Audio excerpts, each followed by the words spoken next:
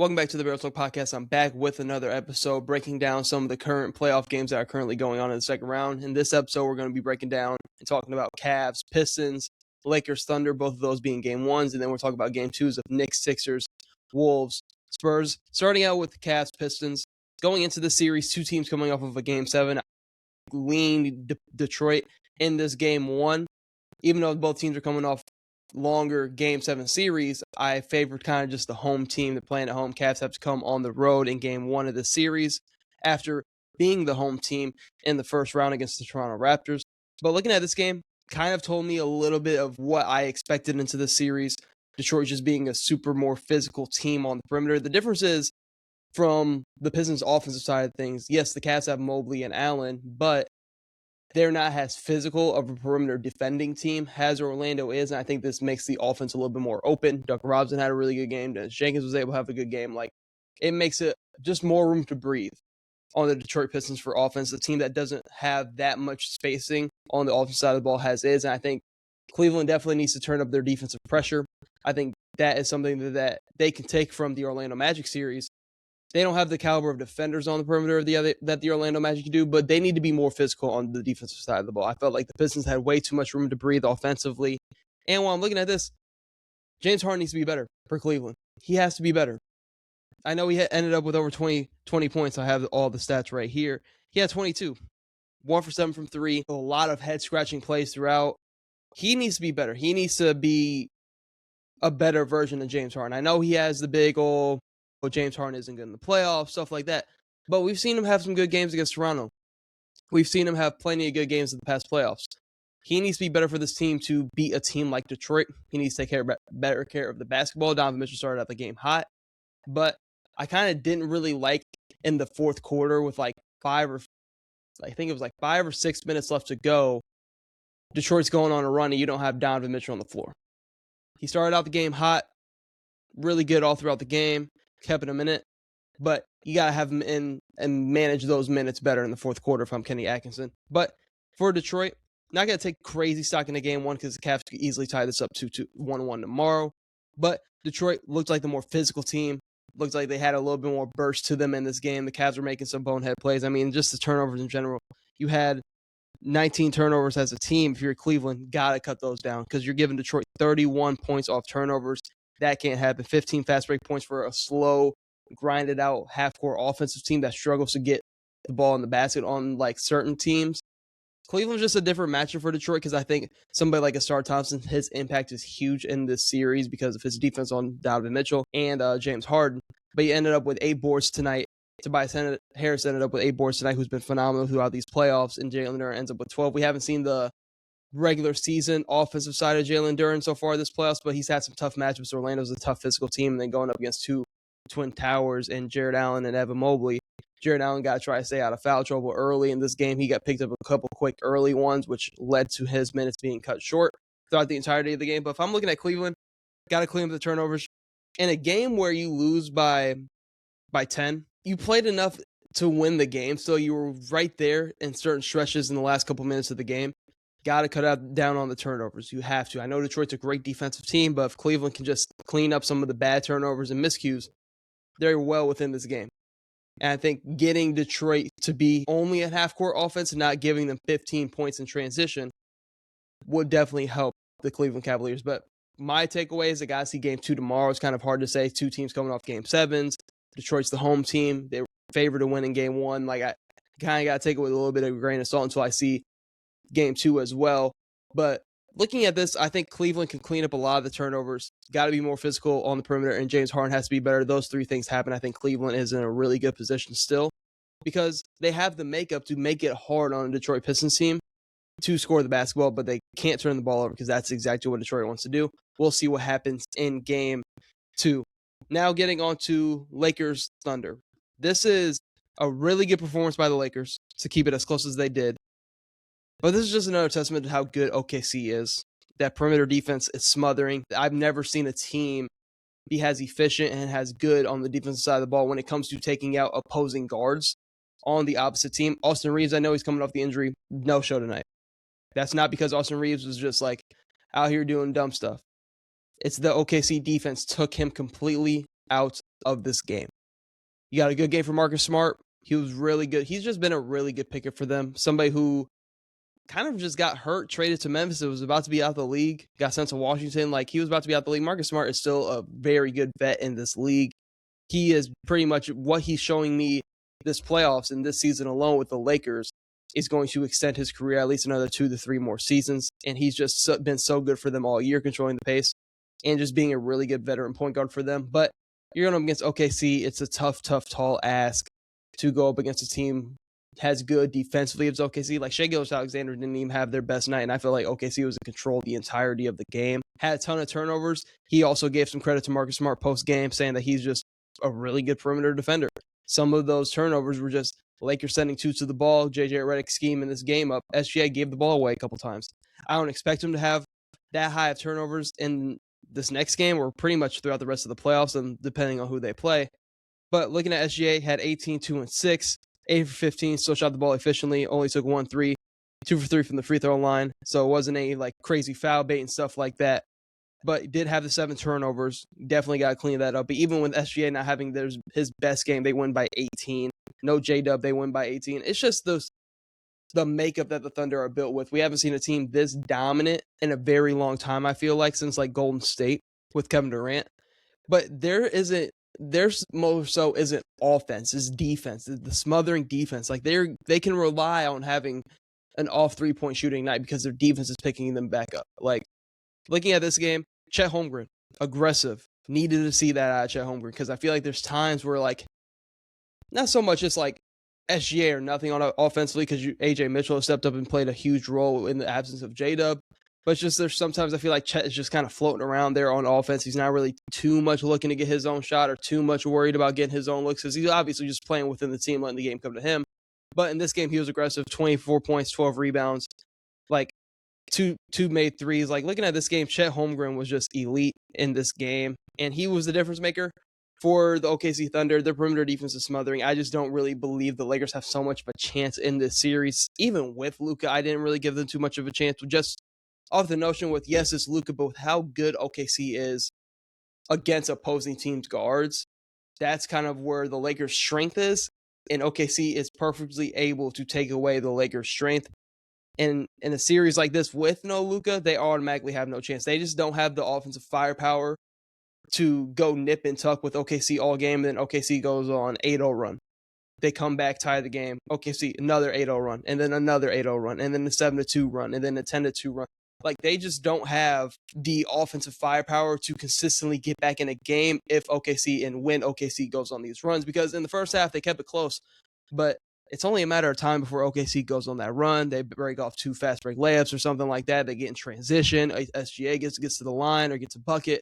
Like, it's only so much wiggle room for the Lakers because once they get down at least 8-12, you're just like they don't have the offense outside of LeBron James to consistently get them back in games consistently against an OKC team, which the run is inevitable. It's going to happen with this OKC team. They're just a dominant team. Lakers, no Luka. I just don't think the Lakers have too much of a chance, even with as good of a coach as JJ Redick is and as good as LeBron James is at this point in his career. I just don't give them too much of a shot, even with Austin Reeves being healthy. I just think it's too tall of a task against this dominant OKC Thunder team. Last thing I'll say about this game is LeBron James. Still elite. Like LeBron James, age 41, against the best defensive team we've seen in a long time. Just gave you 27, 4, 6, 12 of 17, 3 for 6 from 3. I mean, only 2 turnovers. He's elite. This is LeBron we're talking about. I just wish the Lakers were fully healthy to make this more of a contested, competitive series. But even if Luka was playing, like, you're just looking at this OKC Thunder team, not even on the offensive side, but you don't even got to watch the offense. Just look at the defense, the smothering defense. And we hear a lot of, they're able to play more physical than the other team. I'm not really about that. I just like seeing great defense being played. Are there times where you're just like, man, Lou Dort just got really physical, or Cruz just got really physical, or Case Walsh just got really physical? Yeah, there are times where it's like that, but they're also good defenders at the end of the day. It's also a great defensive team. I think the notion on Twitter and just in the media in general is just like every play is like SJ flopping, or every single play is like an OKC foul when it's not the case. So looking at this, I just think they're an all-time great defensive team, and I think the Lakers with no Luka. Even if they had Luka, it's just a tall task against the OKC Thunder team. I just think it's a poor matchup for the strength of the Lakers. I do think, I said it in our group chat yesterday, the advantage for the Lakers is there because, and I'm interested to see, like, if it's the Spurs or the Wolves. I think the Wolves would possibly do a little bit better of a job attacking some of those smaller OKC guards, because I think the Lakers' just size on the wing is something that they could definitely utilize on offense, but I just don't think their wings are up to the caliber to kind of sway a series and use that advantage that they do have against OKC's smaller guards, because the OKC can run some smaller lineups. The Spurs can do it as well because the Spurs are a little bit bigger than OKC guard, just size-wise. But I got to see how that series would play out with Vic and everything else like that in the regular season matchup. So I got to see how it would play out in a playoff setting. But I do think it's a team like the Wolves with Randall and Nas being more aggressive offensively, I think that could be an interesting matchup once we get to the conference finals, whoever gets there out of Spurs and Wolves. But I do think the series is wraps. No Luka. SGA didn't have a great game, and the Thunder still won by 18. It's just a tough matchup for the Lakers. Now we can get into the games today. 76ers Knicks. I mean, this was a fast-paced game off the jump. I think this is the thing for me with the Sixers is, yes, this is their only avenue to really compete with the New York Knicks. Their best defense has to be their offense and getting out in transition, pushing the pace. Paul George started out this game blazing hot. Paul George ended up with 19, but he started out the game really hot, set the tone for what the Sixers want to do. Kelly Oubre came to the show, had a really good game as well. The pace of this game turned up quick with no Joel Embiid, and it always intrigues me. I said this in our group chat. I said this in our group chat just a couple times throughout the year. It's like, man, like the pace of play that the Sixers can play at with Edgecombe and Maxey intrigues me of what the future of this team looks like post Joel Embiid era, because I think they can be one of the more faster teams to watch in the NBA. And when Tyrese Maxey and Edgecombe have it going downhill, it is a sight to see. But they're still in the Joel Embiid era. Joel Embiid didn't play tonight. He's dealing with ankle and hip injuries. Is just day to day. So this is possibly just like sucks that you're down 2-0. Season's on the line. Next game already. It just seemed like your season was on the line against the Celtics a couple days ago. Season's already back on the line. But I just think the Knicks are clicking on a high level. I said the Knicks in 6. It might be a shorter series than that because this is the first time all year. And the Knicks have been a big time up and down team all season. The Knicks, for the first time, I feel like are clicking on all cylinders. Jalen Brunson's playing good. Mikal Bridges is hooping. He's scoring the basketball again. He had 18 tonight. He's being aggressive to look for his shot and getting his spots and opportunities and taking advantage of those. OG Anunoby's been lights out all playoffs. He had 24 tonight. It seems like any shot OG Anunoby's shooting, it's just going in, and he's getting a defensive stop on the other end. Karl-Anthony Towns, once they started playing through Cat, the whole team changed. They said it on the call. It's like when Karl-Anthony Towns has the ball, all these cutters and actions are actually willing to cut because they know Karl-Anthony Towns is looking their way. Not saying Jalen Brunson can't run the offense. Not saying Jalen Brunson can't find a cutter.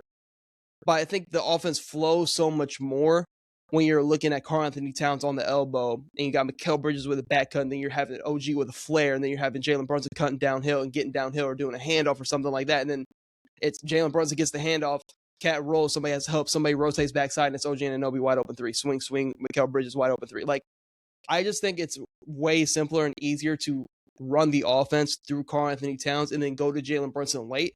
Because when it's just Jalen Brunson on offense and you're kind of putting Cat in the back seat and it's just Jalen Brunson pick and roll, Jalen Brunson pick and roll, Jalen Brunson ISO, like, it can be taxing on somebody like Jalen Brunson. And I think getting Karl-Anthony Towns more integrated into the offense, like, he's not even shooting a ton of shots. I still want him to be more aggressive. He only took 8 shots tonight. But looking at that, he had 20, 10, and 7 assists. Like, with no Joel Embiid, and even when Joel Embiid plays, it's a tough matchup because of the injuries Joel Embiid has. He's not as explosive defensively. So Karl-Anthony Towns should be eating all series. I think this series could end in like about 5 games. I get Philly 1 at the crib. But I think Karl-Anthony Towns and the way they're able to play through him on the offensive side of the ball is such a luxury to have. And to have Jalen Brunson play off ball. Jalen Brunson had 26 tonight. But it's just looking at their actions and how much more fluid their offense looks with the ball in Karl-Anthony Towns' hands is a sight to see. Bench came to play. Jordan Clarkson, Deuce McBride, who I feel like is always making a big-time play defensively or offensively for this team. But this Knicks team is clicking on all cylinders, man. They're clicking on all cylinders. I think the two teams this playoffs, I know the Knicks started out slow, but as of late, the Thunder and the Knicks have looked like the two most dominant teams in this playoffs. Cavs have been shaky.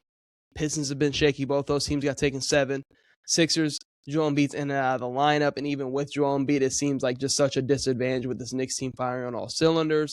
And then Wolves, Spurs is going to be a dogfight, but Anthony Edwards is banged up. Even if they were to get out of that series, going up against OKC is a tall task in itself.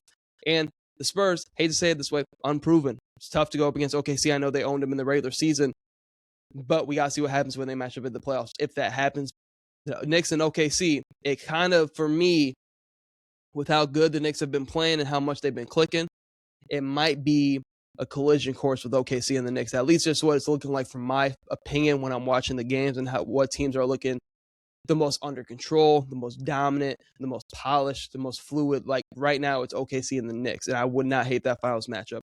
But for the Sixers' point of view, this is kind of your only avenue to win. I think Joel Embiid will definitely play next game at home with the home crowd. I think they can go 2-1 in this series, but I just think with the Knicks, it's kind of tough. They're playing too high of a level of basketball right now. OG Anunoby's hooping. Mikal Bridges has found it again. Like, it's just the Knicks are just firing on all cylinders. And I think this Philly team is kind of spent from that 7-game series versus Boston. And I just think with Joel Embiid hobbled, it's a tough, tall ask to have them beat this New York Knicks team in a series, let alone take a game or two from them with how they're playing right now. And I know it was a close one, but just like it got down to the late game situations. Trust Jalen Brunson, Karl-Anthony Towns. They made the plays to get this game done. And this was a game where I was like, man, Philly about to seal this game. Paul George is playing well. Maxey's playing well. Edgecombe's playing well. I don't know how the Rookie of the Year race was just Cooper Flagg and Knipple, because VJ Edgecombe's been consistently good all year, and it's been put in the biggest role with the incense of competing as well. Like, it's been a good team trying to actively win games, you know what I mean? So, like, I feel like his name should have maybe been a little bit above Knipple, or just more involved in the conversation with how good VJ Edgecombe has been for the 76ers all year. But I do expect the series to be a little bit shorter than I would have liked. I thought Joel Embiid healthy. He misses this game. Tough to go down 0-2 like you were just down 3-1 last series. Might be a little bit spent with no real depth on this team. But I'm looking at the Knicks. I think they're going to take care of business. Now, I am recording this. Got the Wolves Spurs going on the TV. Spurs have been taking care of absolute business. They started out hot. They picked up the pace a ton in this game. They were running and gunning the second the ball was tipped. And it looked like the Wolves were fighting a little bit, and then the Spurs just went on this run where they were getting downhill. They sped the Timberwolves up a ton. Offensively, the Timberwolves got into so many just terrible shot situations, not moving the ball around. Somebody like Anthony Edwards took one bad shot where the ball didn't get moved around at all. Then Bones Highland comes down, takes a bad shot. Like, they just weren't creating consistent level offense. And that was because of the pace of play. The Spurs in the game one, yes, they didn't have their best game, but the Timberwolves played at their pace. The Timberwolves came out, punched them in the mouth early, and the Timberwolves were controlling the pace of the game. This game, it was the opposite. The Spurs came out, punched the Timberwolves right in the mouth, said, we're not going down 0-2. We're tying this up 1-1 going to Minnesota. And they took control of the game throughout. Vic had a way better offensive game. But when you look at how the game started, De'Aaron Fox was aggressive early, which I said last episode, that needs to happen. De'Aaron Fox has to get going, and he has to get going throughout the game. Him and Victor Wembanyama, I also just like the quality of shots Vic was getting throughout the first quarter and the first half of this game. A lot more easier looks, not settling so much for threes as much as he can shoot the ball when he gets going. He's just too tall and can get too many easy ones in the paint, to even with a Rudy Gobert, to be settling as much as he was in game one. De'Aaron Fox got it going early. I don't have the full box score because the game's still going on, but De'Aaron Fox got it going early. I felt like that set the tone for the game, and then all of a sudden, once De'Aaron Fox and Wemby got going, Castle had it going. I think they had 40. They outscored the Wolves by themselves in the first half. So looking at this series now going 1-1 to Minnesota, I do expect the Wolves to adjust. They kind of came out a little bit sluggish.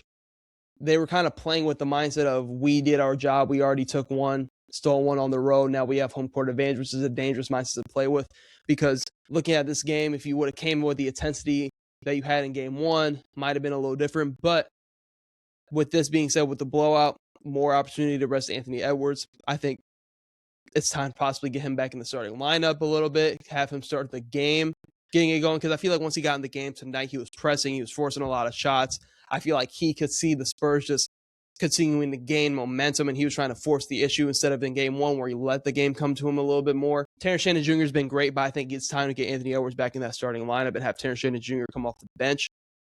And I just think it's that time. Hopefully, by the time game 3 rolls around, you're seeing Anthony Edwards maybe get up to like about 30 minutes a night, possibly. I know I would assume he'll left this game with a heel injury, which is another tough blow. But the Wolves have been battling through injuries. They also kind of did do their job, and they're tied the series up 1-1, going home to Minnesota with home court advantage. The Spurs put it on them tonight, but I do think Wolves will make adjustments, and I still think we're in store for a very, very good series.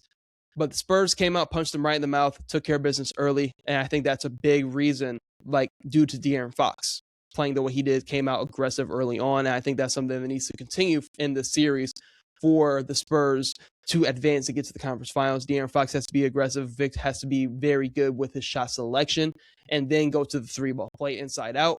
That's where I think his game is best at, and then keep doing what you're doing defensively. Like the defensive pressure was definitely there. They were once beating him up, and the defensive intensity was there. The Spurs definitely came, and Mitch Johnson definitely addressed his team with they came and punched us in the mouth in our home building. We have to respond, and that's exactly how a team, the 2 seed, that has championship aspirations responds, and that was a great performance by San Antonio.